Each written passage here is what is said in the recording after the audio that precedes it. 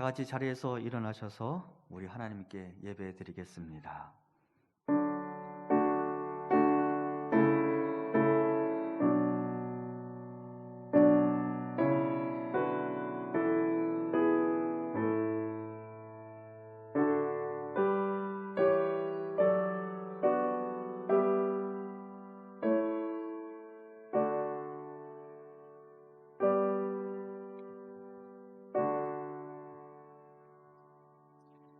거룩하신 하나님, 온 세상의 빛이 되시고 소망이 되시는 예수 그리스도의 나심을 기념하고 다시 오실 주님을 기대하며 우리가 대림절 두 번째 주일 예배를 드립니다. 이 시간 우리에게도 여호와께서 보내시는 빛이 보이게 하시고 소망의 노래가 울려 퍼질 수 있도록 인도하옵소서. 우리의 예배를 기뻐 받아 주시옵소서. 예수님 이름으로 기원하옵나이다. 아멘. 사도신경으로 신앙을 고백합니다. 나는 전능하신 아버지 하나님, 천지의 창조주를 믿습니다. 나는 그의 유일하신 아들, 우리 주 예수 그리스도를 믿습니다. 그는 성령으로 잉태되어 동정녀 마리아에게서 나시고 본디오 빌라도에게 고난을 받아 십자가에 못 박혀 죽으시고 장사된 지 사흘 만에 죽은 자 가운데서 다시 살아나셨으며 하늘에 오르시어 전능하신 아버지 하나님 우편에 앉아 계시다가 거기로부터 살아있는 자와 죽은 자를 심판하러 오십니다. 나는 성령을 믿으며 거룩한 공교회와 성도의 규제와 죄를 용서받는 것과 몸의 부활과 영생을 믿습니다. 아멘.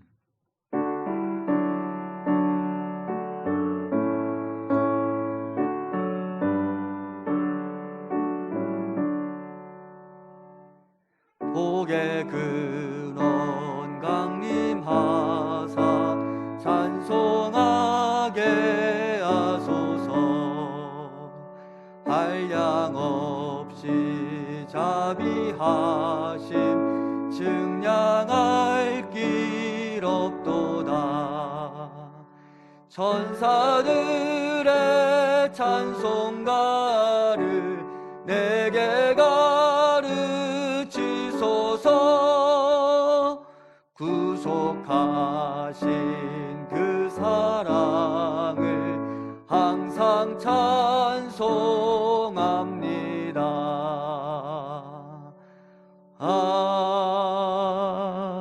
아멘. 거룩하신 하나님, 이 시간 우리가 하나님 앞에 나아가기를 원합니다. 그곳에서 여호와 하나님으로부터 오는 생명수의 강물을 마시기를 원합니다.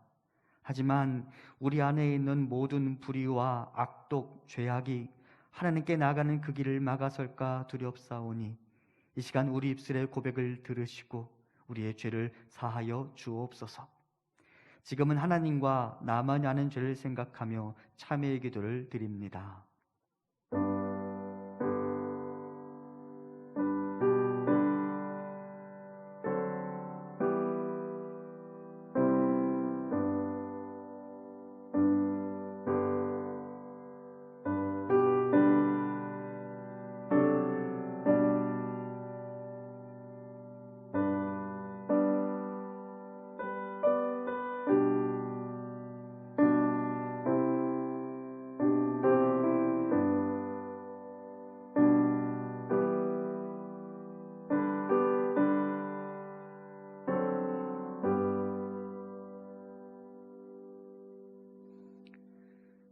그러므로 이제 그리스도 예수 안에 있는 자에게는 결코 정죄함이 없나니 이는 그리스도 예수 안에 있는 생명의 성령의 법이 죄와 사망의 법에서 너를 해방하였습니다. 아멘.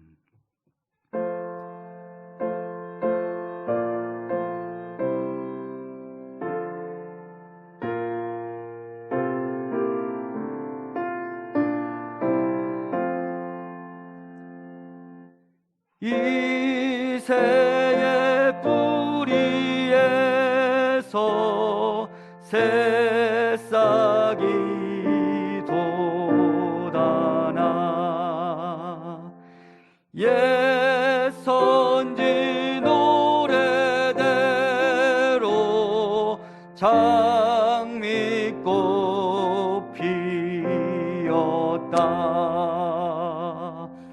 한 추운 겨울밤 주 탄생하시니 날 거룩한 날이여 이사야의 언대로 어리신 우리 주 동정녀 마리아의 몸 빌려 나셨다 탄생한 아기는 영원한 구세주라 참 기쁜 날이여 그 부드러운 향기 온 하늘 채우고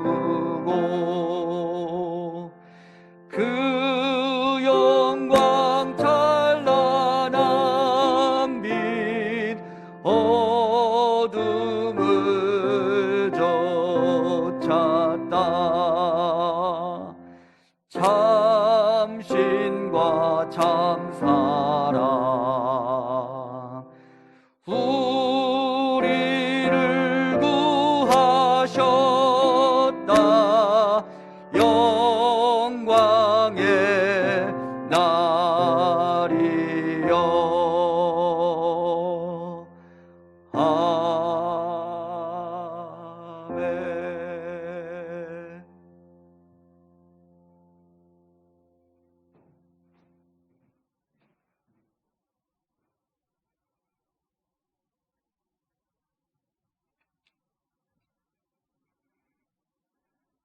여호와 하나님, 흙으로부터 시작된 인생이 숨쉬며 살아갑니다. 보잘것없는 모습으로 나왔습니다. 예수를 주로 모셨으나 돈과 권력, 명예, 자기의 유익만을 찾는 존재입니다. 인생이 살아갈 참된 삶의 모습으로 계시된 말씀은 세상사 속에서 사그러져서 조금 못하여도 인정할 수 있는 넉넉함과 조금 부족하여도 기뻐할 수 있는 만족함을 잃어버리고 살고 있습니다. 성령 하나님, 넉넉함과 나태의 시종을 알게 하시고 만족함과 쾌락도 분별하게 하소서. 코로나 바이러스가 물러가게 하옵소서. 사랑하며 겸손하여 그리스도의 덕을 세우며 살게 하소서. 말씀은 전하는 김희준 목사를 영육간에 강건케 하시사 성전과 예배당과 교인들을 향한 목회 사역을 잘 감당케 하옵소서. 우리 가운데 아픈 지체들에게 건강을 회복시켜 주시옵소서. 일용할 양식으로 우리를 늘 인도하옵소서. 시험과 악에서 구하여 주시옵소서. 우리 주 예수 그리스도께서 시작하신 나라가 우리 속에서 늘 살아있기를 우리 주 예수 그리스도 이름으로 기도합니다. 아멘.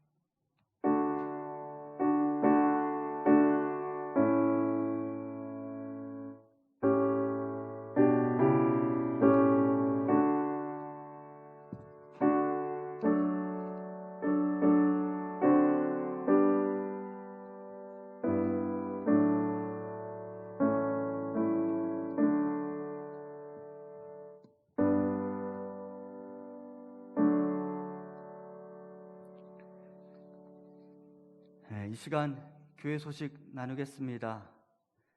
옆에 있는 분들, 이 일부 예배 나오신 분들 진심으로 환영하고 축복하며 옆에 있는 분들과 인사하겠습니다. 사랑합니다. 축복합니다.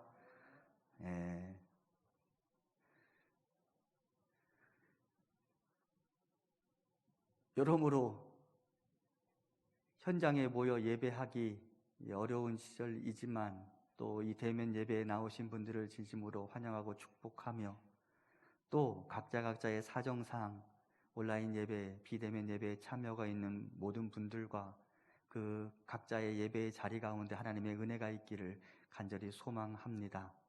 우리가 있는 모든 곳이 하나님을 향한 예배의 자리가 되었으면 좋겠고, 그 예배의 자리마다 우리와 함께 하시는 하나님의 은혜가 가득했으면 좋겠습니다.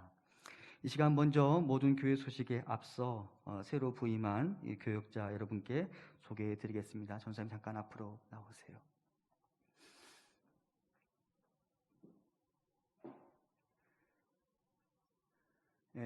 지난주에 우리가 박정민 목사님과 이별하는 시간을 가졌는데, 그때 그냥 비대면으로 인사를 드리게 되어서 너무 죄송했었어요. 근데 오늘 전사님하고는 또 대면으로 이렇게 인사드리게 되었습니다. 새로 부임하신 임경준 전도사님이십니다. 자리에 격려, 박수하겠습니다. 들어가셔도 됩니다. 우리 전사님 아동부와 새가족부를 담당해 주시겠습니다. 우리 전사님이 제가 전사님께 동의를 구하고 여러분께 말씀을 드리는데요, 다리가 조금 불편하십니다. 지금 현재 더 건강해지기 위한 시간들을 보내고 계시니까 여러분들 그거 참고하시고 우리 전사님과 교제해 주시면 좋겠습니다. 교회 소식 나누겠습니다. 오늘은 대림절 두 번째 주일 예배를 드리고 있습니다. 대림절기의 의미와 각각의 촛불이 지니는 의미 주보 참고하셔서 여러분들 이 기간을 그냥 보내지 않았으면 좋겠습니다. 그리고 이미 이 땅에 오신 예수 그리스도와 다시 오실 주님을 기다리고 기대하는 우리가 되기를 바랍니다. 거리두기 단계별 예배, 대면 예배를 여러분께 안내해 드리도록 하겠습니다.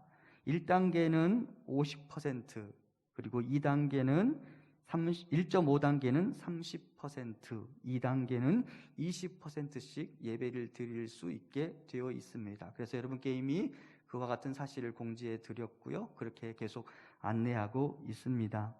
거리두기 단계가 2.5단계가 되면 비대면 예배가 원칙이고, 온라인 예배, 비대면 예배 영상을 녹화하거나 또는 실제 상황으로 송출하는 것과 관련된 분들만 이 예배당에 들어올 수가 있게 되어 있습니다. 여러분들 그것들 참고하시고 거리두기 단계가 어떻게 진행되는지 좀 보시고, 또 교회도 그렇게 안내해 드릴 테니까 그것에 따라서 예배 드리실 수 있으면 좋겠습니다. 거리두기 단계가 현재 상황에서 유지되는 한은 이렇게 예배를 드릴 예정이고요. 또 새벽 기도회도 그렇게 진행하도록 하겠습니다. 그러니까 현장에서도 새벽 기도회가 드려지는 것 기억해 주시기 바랍니다. 다만 교육부서는 서울시 교육청 거리두기 단계에 따라서 교육부서는 당분간 비대면 예배로 드리도록 하겠습니다. 다음 주 기도 안내해 드립니다. 1부는 안내원 장로님, 2부는 김창혜 권사님, 3부는 우리 한상희 청년이 담당해 주시겠습니다. 예결산위원, 지난주에 광고를 드렸었는데 이 예결산 모임을 한 주 뒤로 미루기로 했습니다. 내용 참고하시고요. 다음 주일 오후 2시에 모이도록 하겠고요. 장소가 혹시 변경되면 여러분께 다시 안내해 드리겠습니다. 성경 백독 운동 진행하고 있는데요. 우리 김정분 권사님께서 성경 백독 운동에 동참해 주셨습니다. 이제 12월이니까 여러분들 바짝 이렇게 노력을 기울여서 성경 일독 운동에 여러분도 함께 참여해 주셨으면 좋겠습니다. 또 하나 광고 드립니다. 올해 이렇게 코로나 상황이 되면서 교회가 세례 그리고 입교, 유아 세례를 하나도 이렇게 시행하지 못했습니다. 코로나 상황에 따라 변동될 수 있지만 일단은 세례, 입교, 유아 세례 신청을 좀 받아보려고 합니다. 다시 말씀드리지만 예배 상황에 따라서 이것이 변경될 수 있음을 여러분들 인지해 주시고, 교회 사무실에 다음 주일까지 세례, 입교, 유아 세례 신청을 해 주시면 좋겠고요. 12월 20일 오전 10시에 세례 교육을 행하도록 하겠고요. 25일 크리스마스 예배 때 세례를 베풀도록 하겠습니다. 상황에 따라 변동될 수 있는 것 여러분들 기억해 주시면 좋겠습니다. 다시 한번 예배 가운데 참여하신 모든 분들께 진심으로 감사를 드리고, 비대면 예배 가운데도 우리 가운데 기쁨이, 자유와 평화가 하나님으로부터 오는 신령한 은혜들이 있기를 간절히 소망합니다. 이제 하나님 말씀을 보도록 하겠습니다. 하나님께서 오늘 우리에게 주시는 말씀은 사무엘하 24장 25절 말씀입니다. 제가 하나님의 말씀을 봉독하겠습니다. 그곳에서 여호와를 위하여 제단을 쌓고 번제와 화목제를 드렸더니 이에 여호와께서 그 땅을 위한 기도를 들으시매 이스라엘에게 내리는 재앙이 그쳤더라. 아멘. 네, 아멘. 감사합니다. 우리 효준이는 지금 현재 초등학교 1학년이고요. 우리 묵동제일 어린이집에서 잘 양육을 받고 올해 초등학교에 입학을 했는데 초등학교 1학년의 아이들이 요즘 제일 불쌍한 것 같아요. 학교에 입학은 했는데 학교 다니는 게 재미가 별로 없을 것 같은데 효준이가 이렇게 성경 봉독해줘서 고맙고 여러분들 우리 자녀들 위해 많이 기도해 주셨으면 좋겠습니다. 그리고 나중에 우리 주일날 효준이 만나면 잘했다고 수고했다고 격려도 해주시고 한번 또 안아주실 수 있는 때가 되면 안아주실 수 있으면 좋겠습니다. 하나님 말씀 나누겠습니다. 오늘은 다윗 시리즈의 마지막 설교를 하려고 합니다. 지난주에 말씀드렸던 것처럼 다윗의 노년이 그리 행복하지 않았던 것 같습니다. 가장 화려한 삶을 살았을 것 같은 예루살렘 왕궁에서의 삶이 다윗에게 그리 행복하지 않았습니다. 모두 밧세바 사건 이후에 일어난 일이죠. 그래서 열왕기 하에 보면 그의 인생의 마지막 장면이 등장하는데 그가 늙어서 몸이 차가워졌고 그런 그의 몸을 따뜻하게 해줄 사람을 찾았는데 그 사랑하는 사람의 몸이 차가워질 때 그 옆에 마땅히 있어야 할 것으로 예측되어지는 그가 사랑했던 8명의 아내들 중 한 사람도 그 다윗의 몸을 따뜻하게 해주기 위해 노력하지 않았다라고 성경은 말하고 있습니다. 도리어 그의 주변에는 그의 권력을 탐하는 사람들만 득실거렸다라고 성경은 기록하고 있습니다. 한 사람 다윗의 삶이 그렇게 기울어져 가고 있었습니다. 말씀을 준비하면서 그런 생각이 들었습니다. 광야에서의 다윗, 양을 치던 다윗과 예루살렘 왕궁에서의 다윗 중 누가 더 행복했을까? 우리가 가만히 생각해 보면 사람의 행복, 무엇을 먹느냐, 무엇을 마시느냐, 어떤 규모의 집에 살아가느냐, 무엇을 입고 살아가느냐에 따라 결정되는 게 아닌 것 같습니다. 예루살렘에서의 다윗은 많은 것을 누릴 수 있는 사람이었는지는 모르지만 행복할 수 없었어요. 오히려 양을 칠 때 다윗은 행복할 수 있었을 거예요. 그가 그래서 여호와는 나의 목자시니 내게 부족함이 없으리로다라고 고백할 수 있었던 것이죠. 사랑하는 성도 여러분, 우리가 좀 기억했으면 좋겠습니다. 우리의 행복 무엇에 따라 결정되느냐? 나와 여호와 하나님 사이의 관계의 평화, 그리고 나와 내 가족과 내 이웃과 내 주변의 사람들과의 평화로부터 우리에게 행복이 찾아오는 것입니다. 그래서 우리가 그것을 추구하면 좋겠어요. 내가 하나님과의 거리를 얼마나 좁혀가느냐가 나의 인생의 관심사였으면 좋겠고요. 내가 내 주변에 나의 가장 가까운 사람들과의 관계가 얼마나 친밀하게 유지되고 있느냐, 그것이 우리의 관심사가 되었으면 좋겠어요. 하늘과의 평화와 우리 주변과의 평화가 우리에게 행복의 이유가 될 수 있다는 사실을 기억하고 예루살렘 왕궁을 소망하며 살아가는 자들이 아니라 하늘 하나님의 나라를 소망하며 하나님을 추구하며 살아가는 우리 성도님들 되시기를 간절히 소망합니다. 이제 다윗 인생에 있었던 마지막 사건을 하나 살펴보도록 하겠습니다. 사탄이 다윗을 미혹합니다.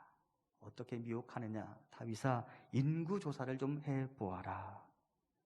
그런데 이 인구조사가 다윗과 이스라엘에게 큰 고통을 안겨다 주었습니다. 사탄이 다윗을 미혹했다고 하지만 사실은 하나님이 사탄이 다윗을 미혹하는 것을 허락해 주셨습니다. 왜 그러느냐? 성경을 가만히 읽어보면 하나님이 이스라엘 백성들에게 분명한 메시지를 전하고자 하는 목적이 있었어요. 그래서 이스라엘 백성들을 향하여 진노하셔서 사탄이 다윗을 미혹하는 것을 허락하셨습니다. 사무엘하 24장 1절입니다. 여호와께서 다시 이스라엘을 향하여 진노하사 그들을 치시려고 다윗을 격동시키사 가서 이스라엘과 유다의 인구를 조사하라 하신지라. 여러분, 하나님께서 지금 누구에게 화가 나 계시는 거예요? 이스라엘이죠, 그죠? 이스라엘을 향하여 진노하사 그 다음에 다윗을 격동시키셔서 인구 조사를 하게 하셨습니다. 그리고 다윗은 분명한 의지 가운데서 이스라엘의 인구 조사를 재촉합니다. 여기서 재촉하다라는 단어가 4절에 등장하는데 이 단어는 뜻을 굽히지 않다라는 의미가 있습니다. 그러니까 다윗이 인구 조사를 명령했을 때 그 다윗의 명령에 대하여 저항하는 사람들이 있었어요. 그렇게 할 필요가 없어요 라고 했는데도 불구하고 다윗이 뜻을 굽히지 않고 인구 조사를 강행합니다. 자기가 원래 계획했던 그 길을 계속해서 걸어가고 있는 것이죠.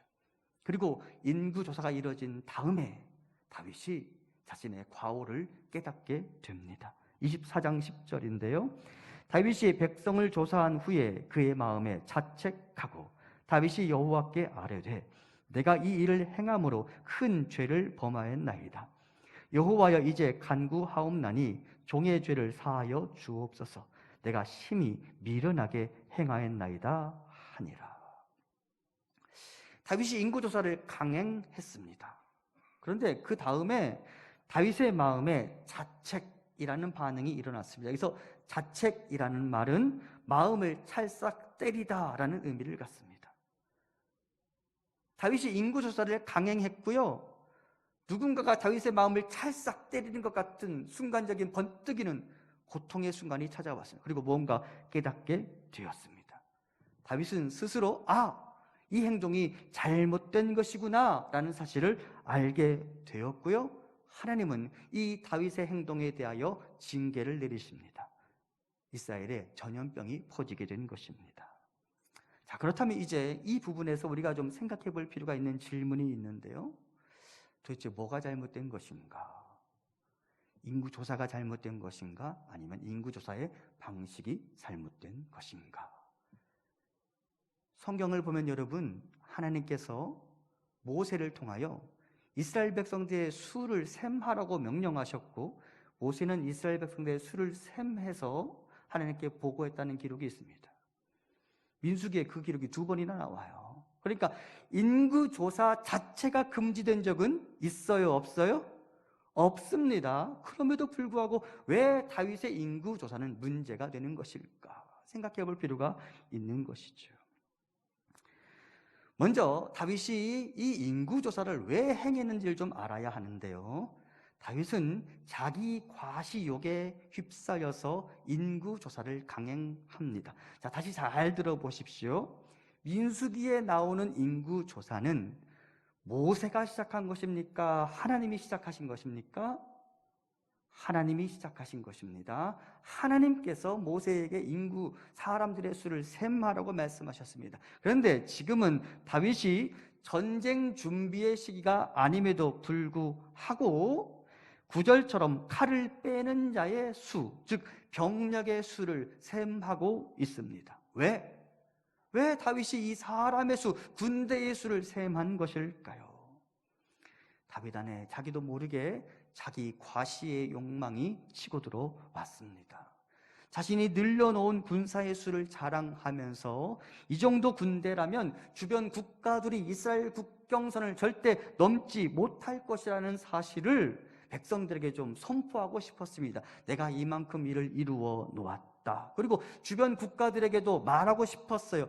우리의 군사의 수가 이 정도 되니까 너희 국경선 함부로 넘어오면 안 돼. 너희 큰일 나. 라는 사실을 말하고 싶었습니다. 그리고 다윗의 이 자기 과시욕을 알고 있던 요압은 3절처럼 이렇게 반응합니다. 이미 충분히 많아요. 그러니 이렇게 국가의 예산과 노동력을 들여서 굳이 군사의 수를 셈할 필요가 없어요. 만일 지금도 부족하다면 여호와께서 지금의 수보다 더 많이 채워주실 수 있다는 것을 아시잖아요 라고 요압이 말했어요. 여러분, 군대의 수가 이만큼 있어요. 그런데 이것도 만일 부족하다면 여호와께서 이 군대의 수를 더해 주실 것인데 왜 군사의 수를 지금 세고 있습니까? 라고 말하고 있는 것입니다.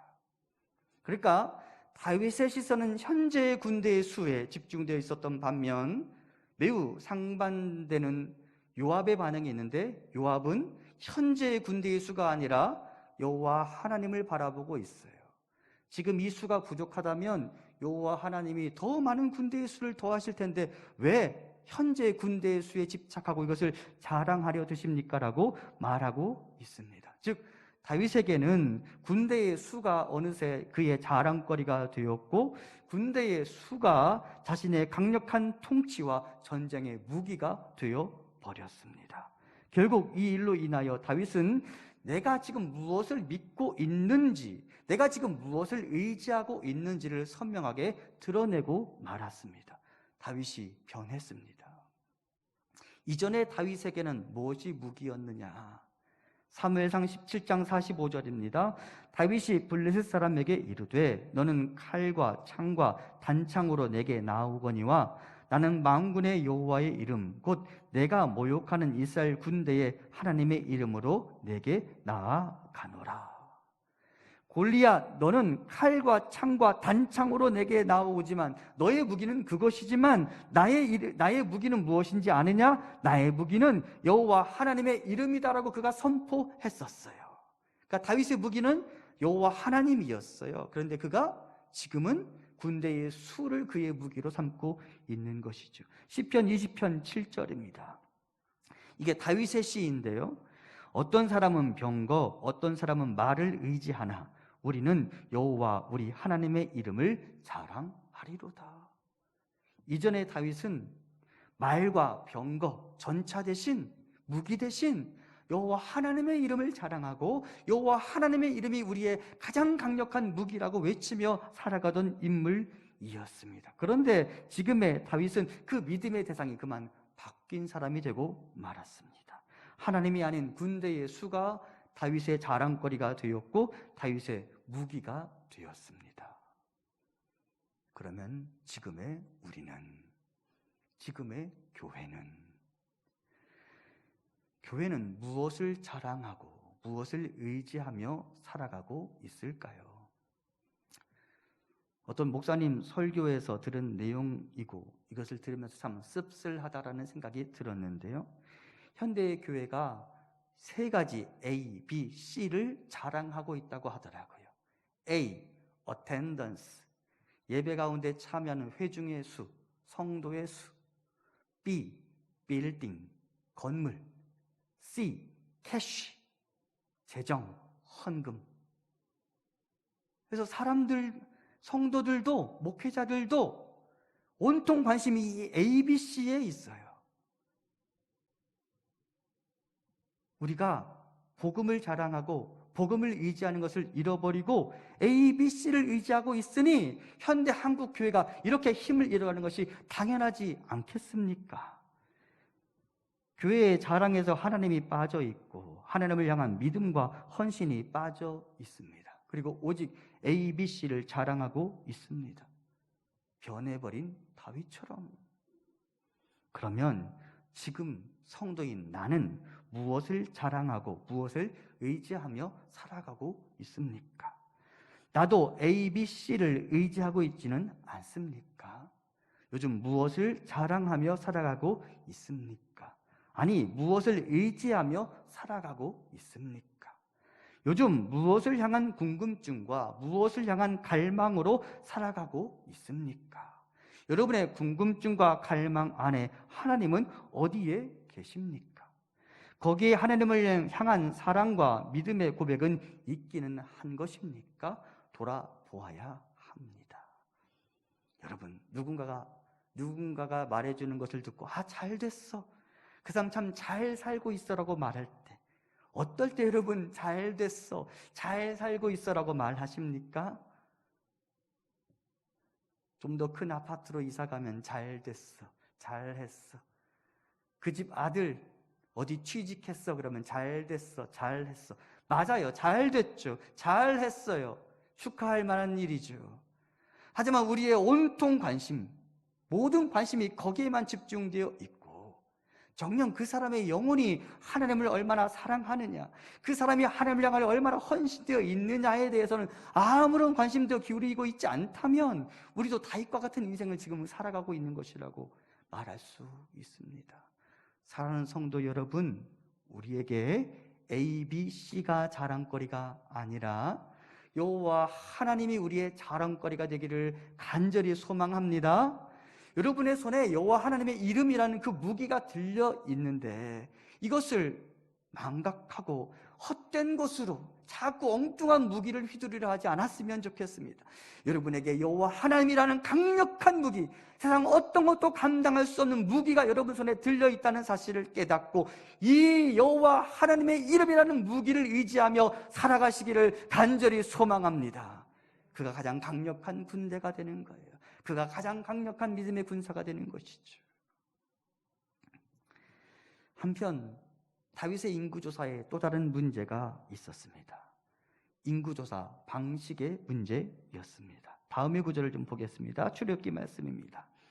내가 이스라엘 자손의 수요를 조사할 때에 조사받은 각 사람은 그들을 계수할 때에 자기의 생명의 속전을 여호와께 드릴지니 이는 그들을 계수할 때에 그들 중에 질병이 없게 하려 함이라. 하나님께서 말씀하십니다. 이스라엘 자손의 수요를 조사할 때에 각 조사받은 사람에 대해서 자기의 생명의 속전을 여호와께 드려야 한다. 그리고 구체적으로 반세겔이라고 그 액수까지 명기되어 있습니다. 그래서 요압은 다윗이 인구조사 명령을 내렸을 때 이렇게 반응한 적이 있습니다. 역대상 21장 3절입니다. 요압이 아뢰되 여호와께서 그 백성을 지금보다 100배나 더하시기를 원하나이다. 내 주 왕이여, 이 백성이 다 내 주의 종이 아니니까 내 주께서 어찌하여 이 일을 명령하시나이까? 어찌하여 이스라엘이 범죄하게 하시나이까 하나. 자, 잘 보세요. 누가 범죄하게 하시나이까라고 지금 말하고 있어요? 다윗이에요, 이스라엘이에요? 이스라엘입니다. 그러니까 왜 인구조사를 해서 당신이 죄를 짓습니까? 라고 지금 말하고 있는 것이 아니라 왜 이와 같이 인구조사를 해서 이스라엘이 범죄하게 하시나이까? 라고 지금 말하고 있습니다. 무엇을 의미하느냐? 앞서 말씀드린 것처럼 인구조사가 이루어질 때면 각 사람이 그 사람의 수에 카운트되는 각 사람이 반세기를 하나님께 드리게 되어 있습니다. 이것은 무엇을 의미하느냐? 내가 하나님의 것이며 하나님의 은혜로 내가 구원을 받았습니다 라는 믿음의 고백이에요. 내 생명이 여호와께 속해 있습니다. 하나님 나를 주장하여 주시옵소서, 나를 구원하여 주시옵소서라는 고백이 이 생명의 속전이라는 계명에 담겨져 있는 내용입니다. 그런데 다윗이 이 인구조사를 강행하면서 사무엘하 24장이나 역대상 21장 어디를 보아도 인구조사와 관련하여 백성들에게 이 속전을 드리라는 규정을 내린 적이 없습니다. 그러니까 속전의 규례는 무시된 채 인구조사가 이루어진 것이죠. 그래서 이것으로 이스라엘이 범죄하게 되는 일을 가져왔습니다. 그러니까 이 다윗의 인구조사 두 가지 문제가 있었던 거예요. 첫 번째, 인구조사를 통하여 다윗은 내가 지금 무엇을 믿고 의지하고 있는지를 선명하게 드러내버렸어요. 그가 여호와 하나님이 아니라 자신의 군대의 수를 믿고 의지하고 있었고 자기 과시욕에 휩싸여 있었어요. 두 번째, 그는 인구조사의 방식에 있어서 하나님께서 내리신 명령을 경홀히 여기고 하나님께서 내리신 말씀의 규정을 온전히 지키지 못했습니다. 어떤 사건이 우리 머릿속에 떠오르느냐? 법궤가 들어오는 장면에서 다윗이 저질렀던 실수를 우리가 다시 기억하게 됩니다. 여러분, 법궤를 가져오려는 다윗의 의도, 그것도 어떤 사람들은 선하지 않았다고 말하기도 하고 어떤 사람들은 선하다고 말하긴 하는데, 그것은 둘째 치더라도 그 법궤를 가져올 때 애초에 그 법궤는 레위인종 고핫 자손이 어깨에 메어서 이동시켜야 한다고 말하고 있음에도 불구하고 다윗이 소가모는 수레 위에 그 법궤를 올려놓아서 이동시켰잖아요. 그래서 베레스 우사 사건이 일어났잖아요. 그러니까 법궤를 다루는 그 규정을 다윗이 간과해버렸어요. 하나님의 말씀에 대해 어느 누구보다 정통한 사람이라고 알려진 다윗이 그 규례를 어겨버렸어요. 그리고 오늘 본문에서 똑같이 인구조사와 관련하여 마땅히 치루어야 할 속전, 그 속전의 규례를 그가 어긴 것입니다. 하나님의 말씀, 그것 중에 어떤 것은 취하고 어떤 것은 간과하고 잃어버린 것이죠. 이제 우리 스스로를 돌아봅니다. 하나님에 대한 겸손과 그분을 자랑하고 의지하는 믿음을 내가 가지고 있는지 돌아보아야 합니다.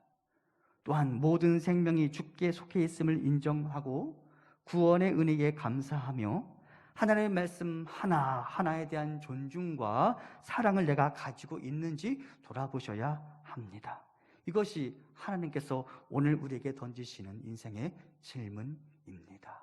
사랑하는 성도 여러분, 말씀 하나하나에 주의를 기울이시고 여호와의 말씀이라면 그것을 중요하게 여기는 우리 모두가 될 수 있기를 간절히 소망합니다.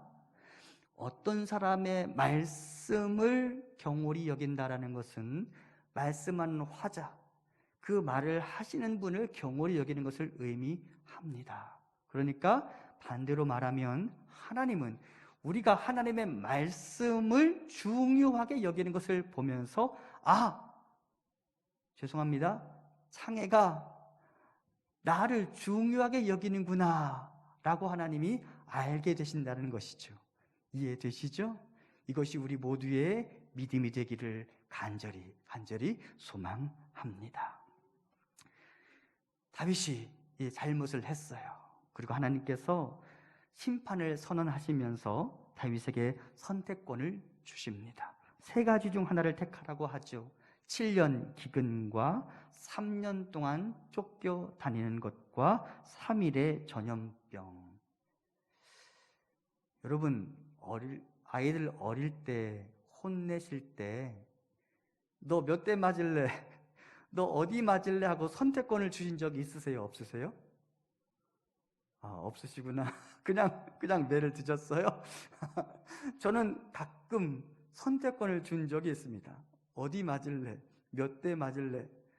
여러분, 그것은 내가 많이 아프게 많이 때리겠다는 말일까요? 아니면 적게 덜 아프게 때리겠다는 말일까요? 적게 덜 아프게 때리겠다는 말이겠죠. 하나님이 다윗에게 선택권을 주셨습니다. 쉽게 말하면 너 몇 대 맞을래? 지금 선택권을 주신 거예요. 하나님이 이미 매를 드시면서도 하나님 안에는 이미 긍휼의 사역이 시작된 거예요. 세 가지, 7년 기근, 3년 쫓겨다니는 것, 3일 전염병. 여러분 같으면 몇 번째 선택하시겠습니까? 7년 기근, 3년 쫓겨다님, 3일 전염병. 3일이겠죠. 왜? 짧으니까. 다윗도 이것을 선택했습니다. 하지만 다윗의 선택에는 또 다른 이유가 있었습니다. 사무엘하 24장 14절과 16절입니다. 다윗이 가세게 이르되 내가 고통 중에 있도다. 청하건대 여호와께서는 긍휼이 크시니 우리가 여호와의 손에 빠지고 내가 사람의 손에 빠지지 아니하기를 원하노라 하는지라. 천사가 예루살렘을 향하여 그의 손을 들어 멸하려 하더니 여호와께서 이 재앙 내리심을 뉘우치사 백성을 멸하는 천사에게 이르시되 족하다. 이제는 내 손을 거두라 하시니 여호와의 사자가 여부수 사람 아라우나의 타작마당 곁에 있는지라. 다윗이 뭐라고 말하냐면 여호와께서는 긍휼이 크시니 우리가 여호와의 손에 빠지고 사람의 손에 빠지지 않기를 원합니다. 그러니까 내가 사람에 의해 하나님의 심판을 받고 싶지 않습니다라고 말합니다. 왜? 사람은 멈추지 않거든요. 사람은 멈추지 않아요. 하지만 여호와는 멈추신다는 사실을 다윗이 알았어요. 어떻게 되었어요? 여호와께서 이 재앙 내리심을 뉘우치사, 하나님이 뉘우치신다. 좀 표현이 좀 어색해요. 하나님이 이 자기가 내리신 그 재앙을 받는 이스라엘 백성들을 보면서 마음이 아파오셨어요. 그래서 뭐라고 말씀하시느냐? 하나님의 천사에게 내 손을 거두라. 자, 여러분, 그러면 생각해 볼게요.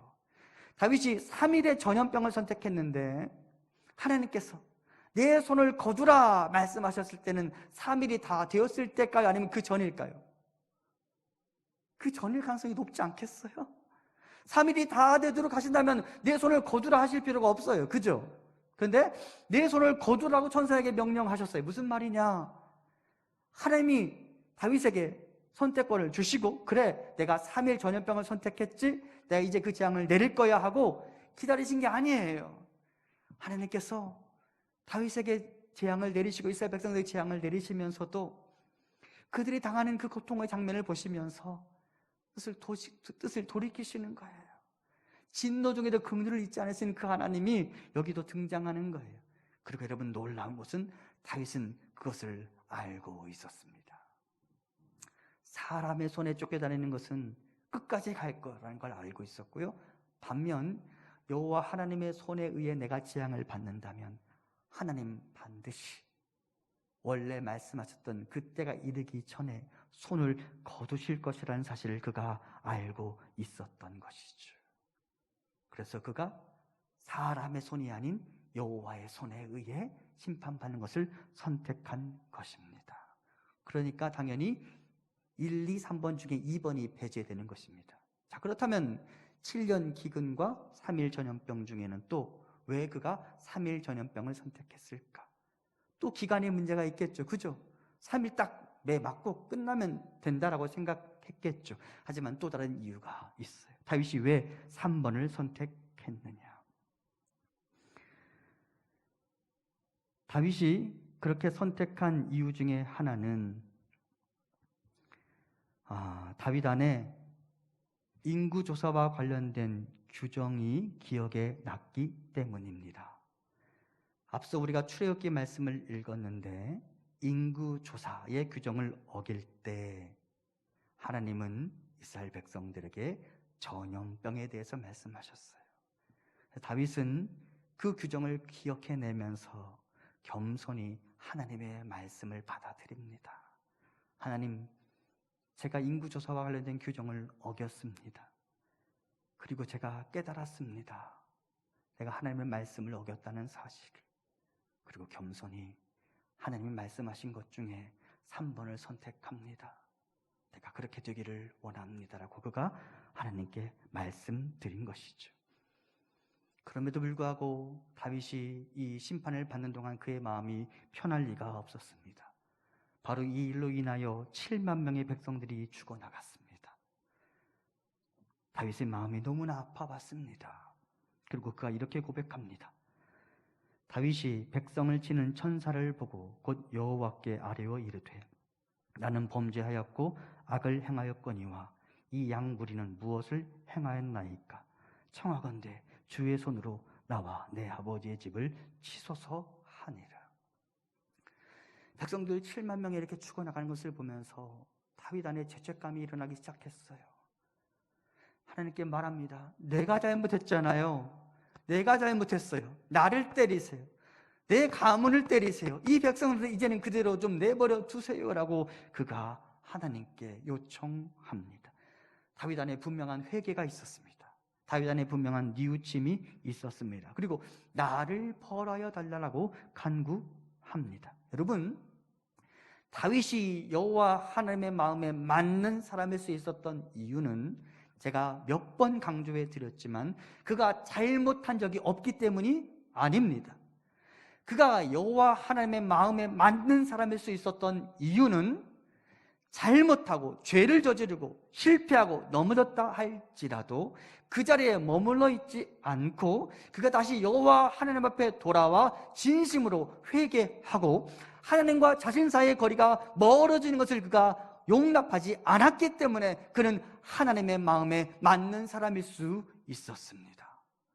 그는 잘못해서 하나님께 죄를 범하고 그것으로 인한 고통이 자기 주변에 보이는 것을 보면서 뉘우칩니다. 그리고 진심으로 회개합니다.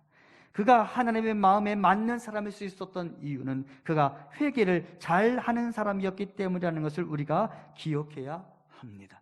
그는 자신의 잘못을 뉘우칠 줄 아는 사람이었고 하나님과 어색한 관계를 그대로 방치해둘 수 없는 사람이었습니다. 언제나 넘어진 그 자리에서 상하고 통회하는 심정으로 하나님을 찾을 수 있는 사람이었습니다. 그것이 그가 진정한 하나님의 사람이 될 수 있는 이유였습니다.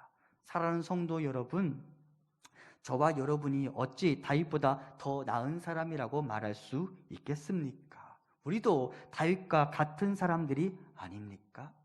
그러므로 저와 여러분 안에 죄가 많고 잘못이 많다는 것을 어느 누가 부인할 수 있겠습니까? 그리고 하나님도 그것을 다 아십니다. 그리고 딱 한 가지를 요구하십니다. 우리에게 거룩하게 살아라라고 말씀하시지만 잘못을 저지르고 죄를 저지르는 우리, 넘어져 있는 우리에게 하나님 딱 한 가지 말씀하십니다. 넘어진 그 자리에 그대로 머물러 있지 말아라. 일어나서 다시 나에게로 오라. 내가 이미 용서를 시작하였다. 나의 잔치자리 가운데로 들어가자.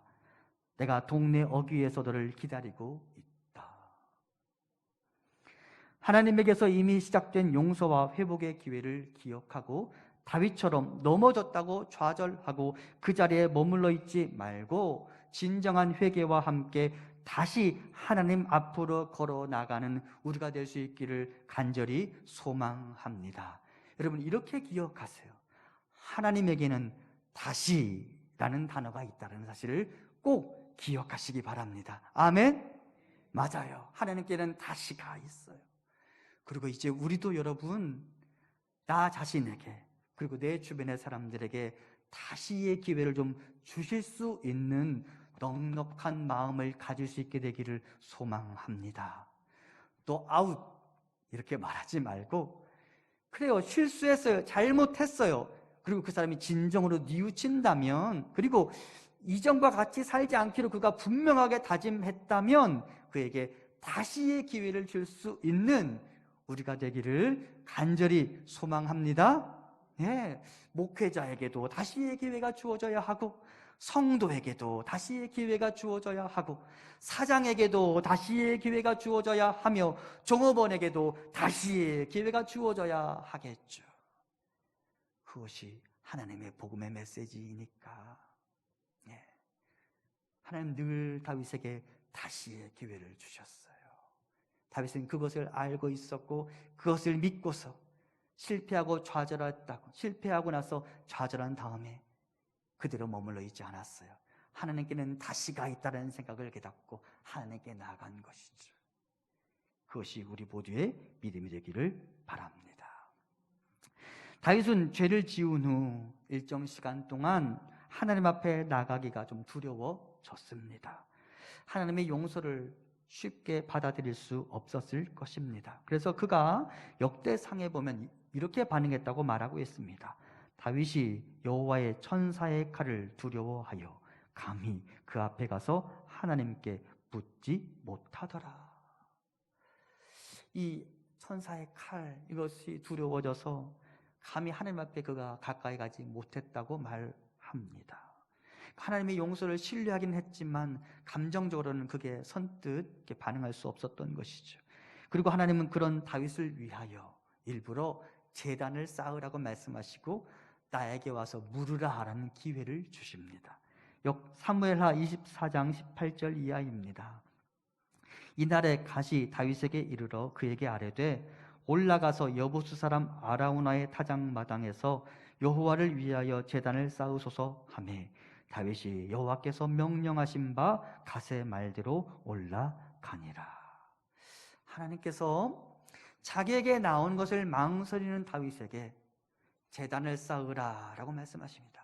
그리고 나한테 나오는 것 무서워하지 마 라고 말씀하십니다.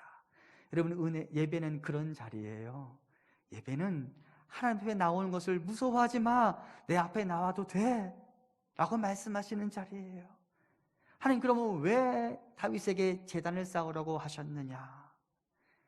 예배가 갖는 의미가 있기 때문입니다. 역대상 21장 26절과 사무엘하 24장 25절입니다. 다윗이 거기서 여호와를 위하여 제단을 쌓고 번제와 화목제를 드려 여호와께 아뢰었더니 여호와께서 하늘에서부터 번제단 위에 불을 내려 응답하시고, 그 다음 그곳에서 여호와를 위하여 제단을 쌓고 번제와 화목제를 드렸더니 이에 여호와께서 그 땅을 위한 기도를 들으심에 이스라엘에게 내리는 재앙이 그쳤더라. 하나님이 다윗아, 내가 이제 재앙을 멈추고 너희를 위한 회복의 일을 시작할 거야 라고 말씀하시면서 하나님이 다윗에게 뭐를 쌓으라고 하셨어요? 제단을 쌓으라고 하셨어요.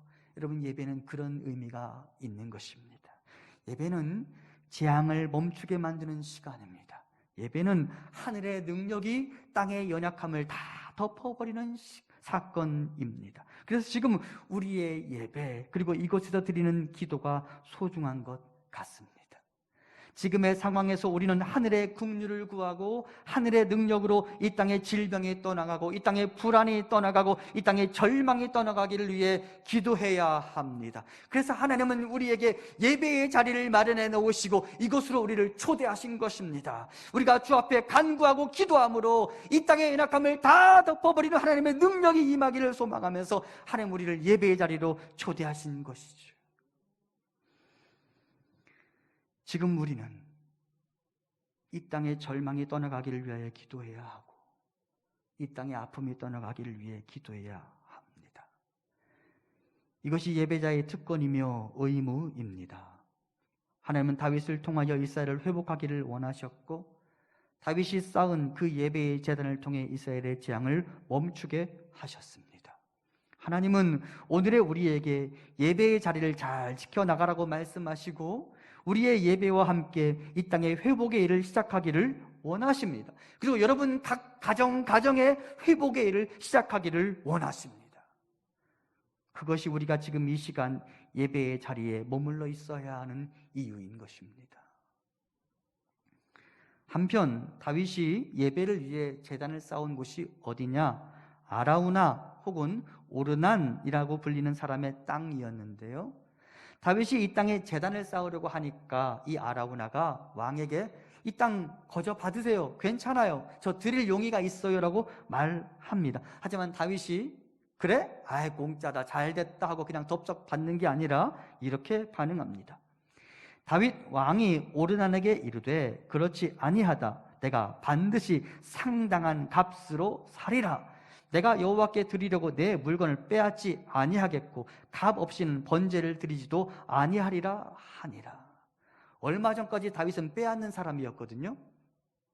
밧세바를 빼앗았던 사람이잖아요. 그런데 그가 이제 뭐라고 말하느냐?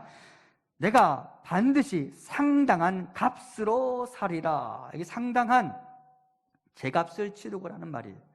애누리 없이 단 하나도 깎지 않고 제값을 치르고 이 땅을 사겠다, 너의 재물을 사겠다라고 말합니다. 그리고 이것이 예배의 정신입니다. 상당한 값을 치르는 것.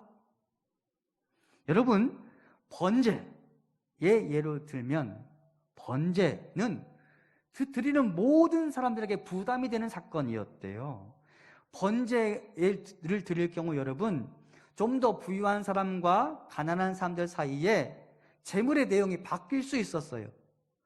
어떤 사람은 송아지를 드리고요, 어떤 사람은 양을 드리거나 염소를 드리고요, 더 가난한 사람은 비둘기를 드려도 되게 되어 있었어요.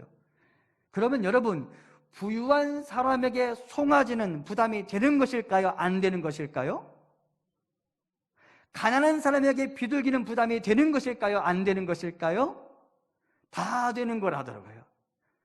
아무리 부유한 사람에게도 송아지는 부담이 되는 거고요, 가난한 사람에게는 비둘기도 부담이 되는 거래요. 그런데 하나님 그렇게 하라고 말씀하셨어요. 상당한 값을 치루어라. 그것이 하늘의 회복의 은총이 너에게 임하는 통로가 될 것이다. 여러분, 예배는 나 자신의 것을 하나님께 드리는 시간입니다. 상당한 값을 치르는 시간입니다. 희생 없이, 대가 지불 없이, 나를 내어드림 없이 예배를 드릴 수 있다? 없어요. 그럴 수 없어요. 예배 자리에 나오신 여러분, 하늘의 복을 갈망하기 이전에 먼저 나 자신을 드릴 수 있기를 소망합니다. 재앙이 멈추는 게 먼저였어요? 번제가 먼저였어요? 번제가 먼저였어요. 하나님께 나 자신을 드릴 수 있어야 돼요. 헌신이 있어야 돼요. 상당한 값을 치르는 일이 있어야 돼요. 그것이 예배예요. 그럴 때 재앙이 멈추는 것이죠. 더불어 대속을 위해서는 반드시 대가 지불이 필요하다는 사실도 알아야 합니다. 다윗은 속전을 대신할 제사를 드리면서 상당한 값으로 땅을 구입하고 재물을 구입했고, 그때 이스라엘의 죄는 떠나가고 하나님의 구원 은총이 임했습니다. 대속을 위한 상당한 대가 지불이 필요했다는 사실을 알아야 합니다. 그리고 여러분, 우리의 죄를 해결하기 위한, 우리를 대속하기 위한 상당한 값으로 오신 예수 그리스도를 기억하시기 바랍니다. 우리의 죄를 해결하기 위해서는 100만 원도 안 되고 1000만 원도 안 되고 1억도 안 된대요. 하나님이 셈하여 보셨어요. 그러면 김희준의 죄를 사하기 위해서는 어떤 상당한 값이 필요한가 계산하여 봤더니 방법은 딱 하나밖에 없었어요. 예수 그리스도의 십자가, 예수 그리스도의 보혈의 피 말고는 방법이 없었던 것이죠. 예수 그리스도께서 우리를 위한 대속 제물이 되어 주셨어요. 내가 감당할 수 없는. 여러분, 이것을 은혜로 고백하시기를 바랍니다. 예수님이 우리를 대속하시기 위하여 상당한 값을 치르셨다는 사실을 꼭 깨달으시기 바랍니다. 자, 다윗이 지금 오르난의 타작마당에서 제사를 드렸습니다. 그런데 여러분, 이 오르난의 타작마당이 또 어디하고 겹치느냐? 자, 먼저 역대상 22장 1절입니다. 다윗이 이르되 이는 여호와 하나님의 성전이요 이는 이스라엘의 번제단이라 하였더라. 그 다음에 역대하 3장 1절, 솔로몬이 예루살렘 모리아 산에 여호와의 전 건축하기를 시작하니 그곳은 전에 여호와께서 그의 아버지 다윗에게 나타나신 곳이요 여부스 사람 오르난의 타작마당에 다윗이 정한 곳이라. 다윗이 오늘 본문의 사건 마지막에 이곳은 여호와 하나님의 성전이요 이스라엘의 번제단이라 하였더라라고 말하면서 이곳이 성전의 터가 될 거라고 말했어요. 그리고 실제 그의 아들 솔로몬이 그곳에 제단을 쌓았습니다. 어디에?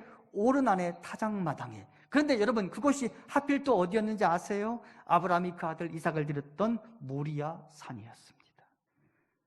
예배의 자리, 성전의 자리가 어떤 것인지 우리에게 말해주는 것이죠. 예배는 하나님이 나의 인생에서 가장 귀한 분임을 인정하는 사건이며, 이삭, 즉 나에게 가장 소중한 것도 아낌없이 하나님께 드리겠다라고 고백하며 하나님께 헌신하기 위한 다짐이 일어나는 자리, 그것이 바로 예배이며 그것이 바로 성전입니다.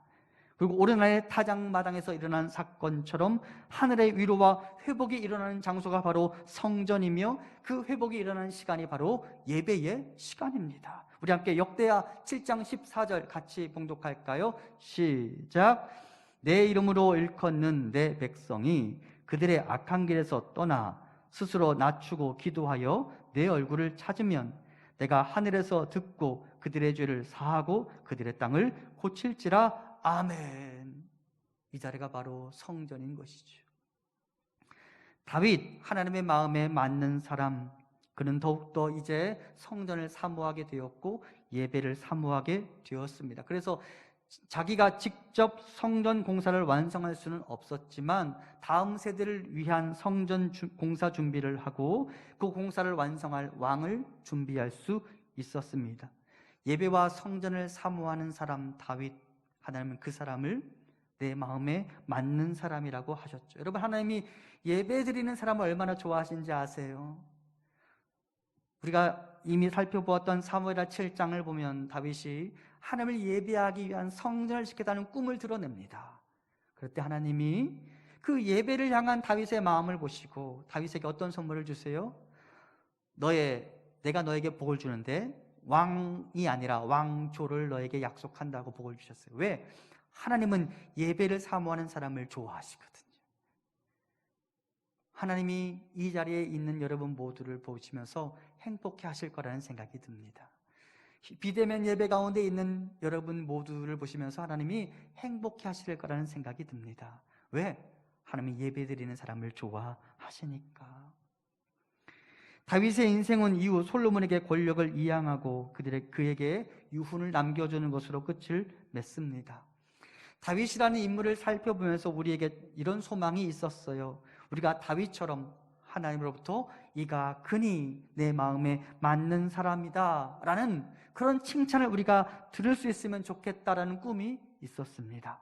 그는 실수가 있었지만 하나님으로부터 달아나지 않으며 언제나 회개하기를 즐거워하고 하나님 곁에 머무는 것을 좋아하던 사람이었습니다. 그리고 늘상 하나님 옆에서 물었던 사람이에요. 그래서 이제 그는 예배를 사모하고 성전을 사모하는 사람이었으며 그가 머무는 모든 곳을 성전 삼을 수 있는 사람이었습니다. 그는 그가 머무는 모든 곳에서 언제 어디에서나 하나님의 마음에 맞는 사람으로 하나님의 마음의 뒤를 따라갈 수 있는 사람이었습니다. 그리고 이것이 우리의 꿈이 되기를 바랍니다. 사랑하는 성도 여러분, 이제 우리가 다시 주중 일주일을 살아갈 텐데 우리 안에 이런 꿈이 있으면 좋겠습니다. 하나님, 내가 머무는 모든 곳이 하나님의 마음의 뒤를 따라가는 자리가 되게 하옵소서. 여러분의 삶의 자리가 하나님을 만나는 성전의 터가 되기를 소망합니다. 그곳에 여러분을 향하여 하나님 베푸시는 여호와 이레의 복이, 하나님 베푸시는 치유와 회복의 은총이 가득하기를 간절히 소망합니다. 내가 머무는 곳이 혹여나 보디발의 집이라 할지라도 감옥이라 할지라도 요셉은 그것과 상관없이 하나님을 찾았던 사람입니다. 내가 머무는 곳이 바벨론의 왕궁이라 할지라도 내가 머무는 곳이 사자굴이라 할지라도 언제나 하나님의 뒤를 따라갔던 사람이 바로 다니엘입니다. 이것이 믿음의 사람들의 길이었어요. 그리고 여기 앉아있는 우리 모든 성도님들과 같이 예배에 참여한 우리 모든 성도님들에게도 동일한 꿈과 비전이 일어나기를 소망합니다. 여러분이 머무는 모든 곳이 여호와 하나님의 마음의 뒤를 따라가는 또 다른 성전의 터가 되고 그곳에서 하나님의 은총을 경험할 수 있게 되기를 간절히 소망합니다. 우리 함께 찬양하고 기도하면 좋겠어요. 우리가 이곳에서 드리는 기도를 들으시고 하나님 우리에게 회복의 은총을 베풀어 주시옵소서. 함께 찬양하고 기도하겠습니다. 우리 함께 기도해. 우리 함께 기도해. 주 앞에 나와 무릎 꿇고 긍휼 베푸시는 주 하늘을 향해 두 손 들고 하늘 문이 열리고 은혜의 빗줄기 이 땅 가득 내리도록 마침내 주 오셔서 의의 빗줄기 우리 위에 부으시. 다시 우리 함께 기도해. 우리 함께 기도해. 주 앞에 나와 무릎 꿇고 긍휼 베푸시는 주 하늘을 향해 두 손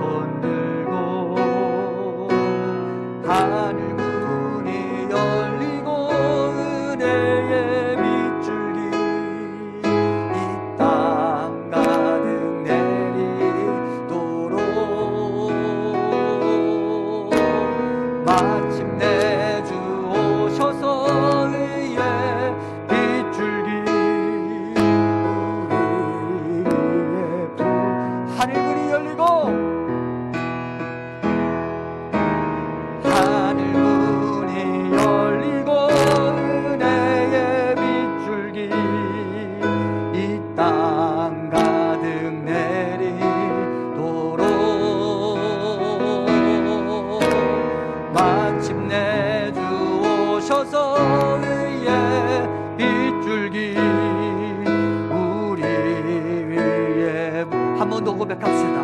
하늘 문이 열리고 하늘 문이 열리고 은혜의 빗줄기 이 땅 가득 내리도록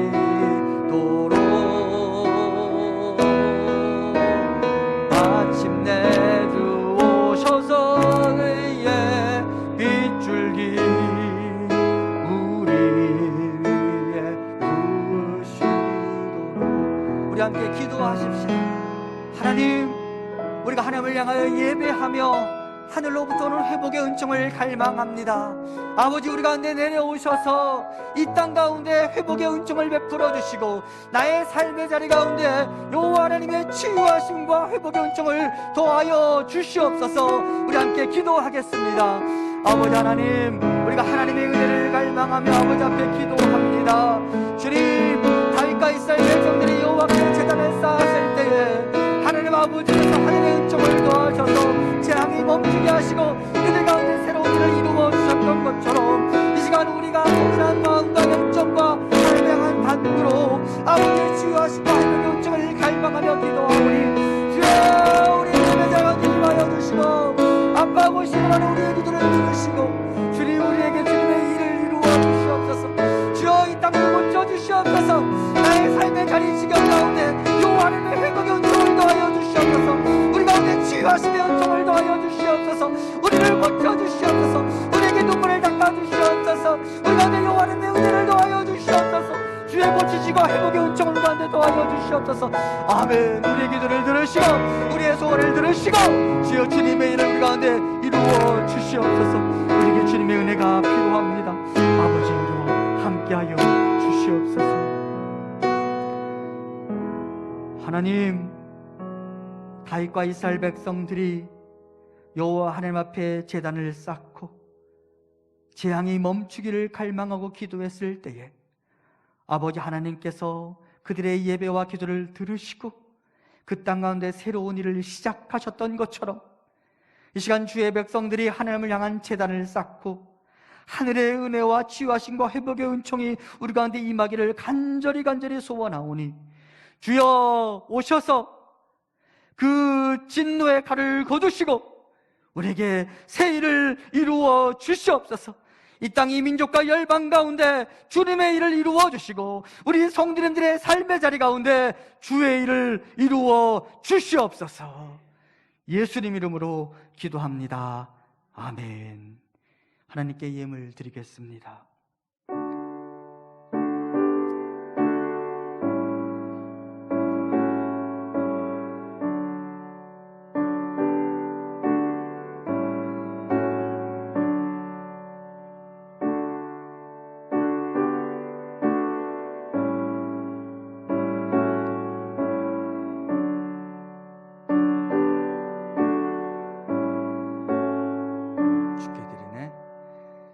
주께 드리네,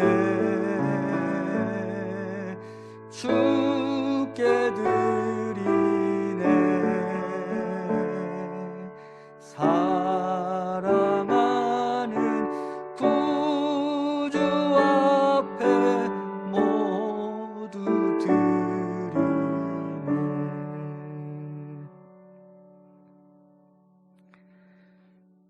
사랑의 하나님, 다윗의 인생을 쫓아가면서 하나님의 마음에 맞는 사람에 대한 꿈을 꾸게 하셔서 감사합니다. 우리가 사람의 기준을 따르지 않게 하시고 오직 여호와 하나님의 마음과 꿈, 비전을 쫓아가게 하시고 비록 넘어졌다 할지라도 다시 일어나서 부지런히 우리의 경주를 질주해 나갈 수 있도록 인도하옵소서. 하나님, 어둡고 캄캄한 시절에 교회마저 절망을 이야기하지 않게 하시고 교회는 교회로서의 자리를 지키며 성도는 성도로서의 자리를 지켜나갈 수 있도록 인도하옵소서. 하나님, 이 시간 성도님들이 귀한 예물을 드립니다. 사랑하는 성도님들이 일주일 그리고 한 달여 동안 흘린 땀방울을 기억하여 주시고 아름다운 보배를 드리는 손길 위에 하나님의 복을 채워 주시옵소서. 사랑하는 성도님들의 사업장에 복을 주시고 사랑하는 부모님들에게 건강의 복을 주시고 사랑하는 자녀들의 진로에 형통의 복을 주시고 지혜를 허락하옵소서. 그리고 우리의 자녀들에게 믿음을 허락하옵소서. 하나님을 믿는 믿음이 이 세상을 살아가는 가장 소중한 무기이며 하나님을 믿는 믿음이 이 세상을 살아가는 지혜의 근본임을 깨닫게 하옵소서.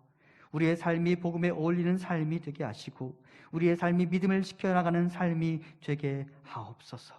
하나님, 코로나 바이러스의 확산세 속에 모든 이들이 움츠러들어 있고 염려와 근심이 우리 곁을 떠나지 않고 있습니다.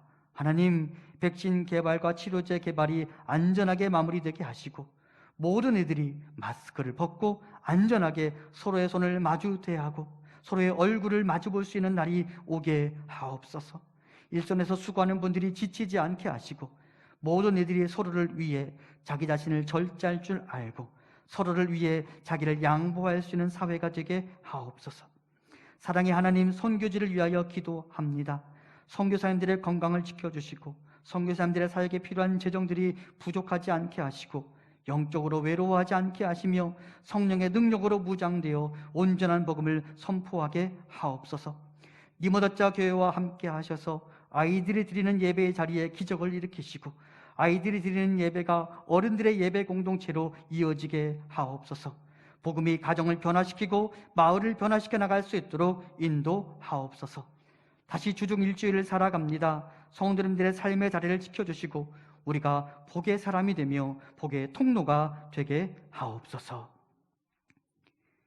이제는 예수 그리스도의 은혜와 하나님 아버지의 크신 사랑하심과 성령님의 위로 교통하심이 하나님의 마음에 맞는 사람으로 살아가기를 소망하는 사랑하는 우리 성도님들과 우리 교회 위에 지금부터 영원토록 함께 있기를 간절히 축원하옵나이다.